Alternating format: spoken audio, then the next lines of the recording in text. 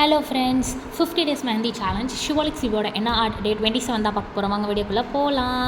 Last வீடியோவில் நான் என்ன பார்த்தோம் பார்த்தீங்கன்னா பென்டாகான் மாதிரி ஒரு டிசைன் தாங்க, வீடு டிசைன் தாங்க பார்த்தோம். இப்போ அதே வீடை கொஞ்சம் நீட்டி போட போகிறோம்.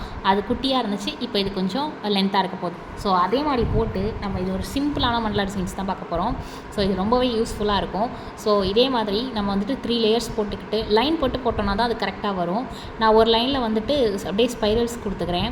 ஸோ இது வந்து 3 லேயர்ஸ் மாதிரி ஹவுஸ் மாதிரி கொடுத்துருக்கேன். ஸோ நெக்ஸ்ட்டு என்ன பண்ண போகிறேன்னு பார்த்தீங்கன்னா, இது ஃபுல்லாகவே ஸ்பைரல் வச்சு தாங்க ஃபில் பண்ண போகிறேன்.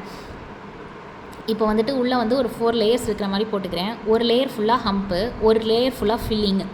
இந்த மாதிரி போட்டால் தான் நமக்கு சைடும் பார்க்குறதுக்கு நல்லா ஃபுல்ஃபில்லாக இருக்கும். ஸோ அதனால தான் நான் வந்துட்டு ஹம்பும் ஃபில்லிங்கும் கொடுக்குறேன்.